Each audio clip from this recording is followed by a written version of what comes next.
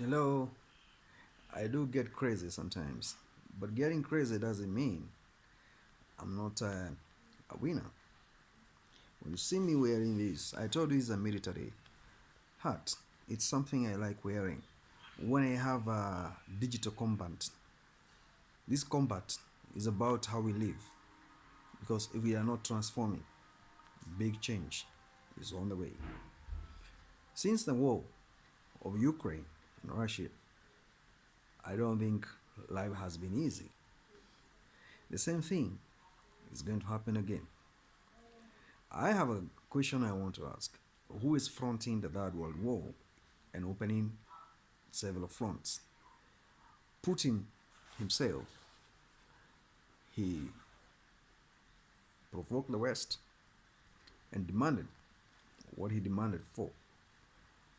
Food supply was disrupted in Ukraine.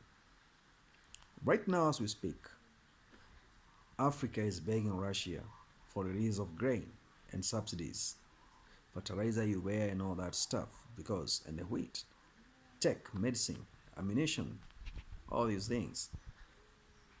West has been preparing the war in Ukraine with intentions of maybe balancing the equation of the global policy. Did it work? The funds have dried up. Corruption in Ukraine government and military personnel has made it very impossible to create a winning situation. What has happened now is disruption, and more countries have joined NATO with intentions of, in future, maybe becoming safe. European nations supplied weapons to Ukraine. You, you know, weapons they don't manufacture, they were ordering from United States. So the stockpile they were giving to Ukraine to use for fighting their outdated systems. Where are they now? Sabotage has taken place. Global allies have shifted the interest from one place to another. Africa, we need to wake up. We need to come up with a portfolio, political portfolio that is going to transform everything. The way we do things, how we operate, and modus operandi of our enemies. We were colonized for many years by the West. The outcome of that has been disastrous because corruption, rooting, climate change, diseases, you know, coups and disruptions, economic sabotage, and greediness of our leaderships is the main reason why is an outcome of all what participated or attributed to that. Right now, uh, the reason why the war in Palestine and Israel is taking longer than expected is because of affiliation and proxies.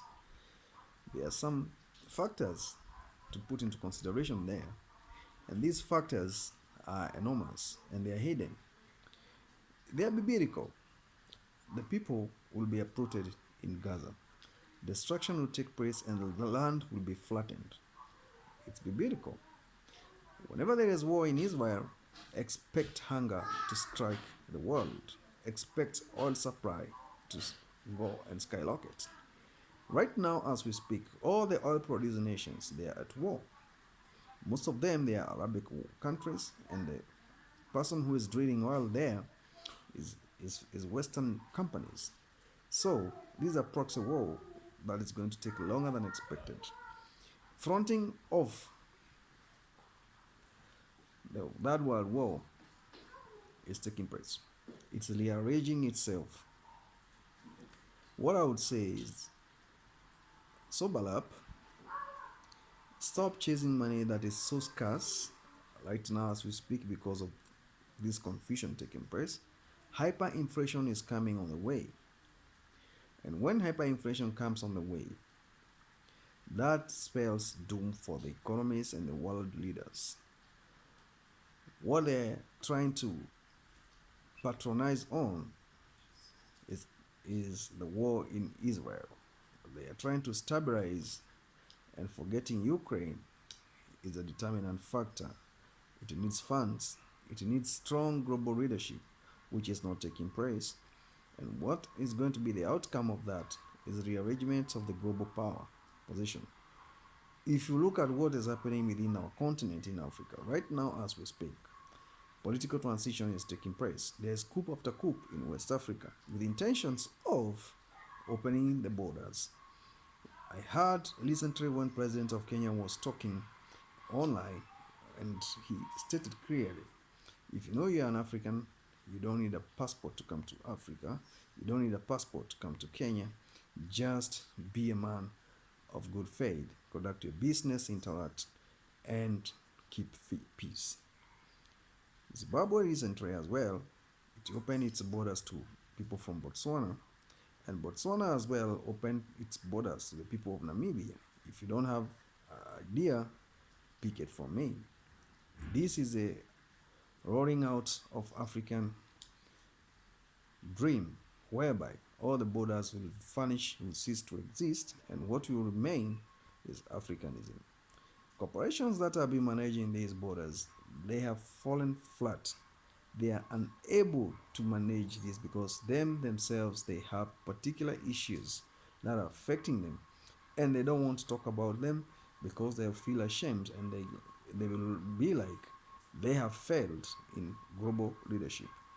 What you need to take note is, if future continues to be like this, then we will have what we call isolated continent that is massive in resources and self-governing with open borders. Could this be United States of Africa in the future? As Kwame Nkrumah stated in the early 60s, maybe that is where we are heading to according to the way I look at it and what history has taught us. What is happening in West Africa is something of interest, and we need to take a note. If it is not the time for Africa now, it will never be. I raise my case, I rest my case. What I plead with you is, follow this episode, click that subscription button, follow all my future programs, share and like this video. If you are in need and you are aware, I'm very grateful to could have had this opportunity to talk to you online, because you never know about tomorrow. You never know about why I came online. Maybe I was here to pass a message and you digest it, you evaluate it, and you think about it, because what is here is catastrophic. It is volatile. Point out any region in Africa that doesn't have conflict right now. Show me. Apart from Southern Hemisphere, the other part of Central Africa, East Africa, North Africa, West Africa, we have rebels, the rioters, coup, pitat, scavenging, ravaging. We salvage what we can.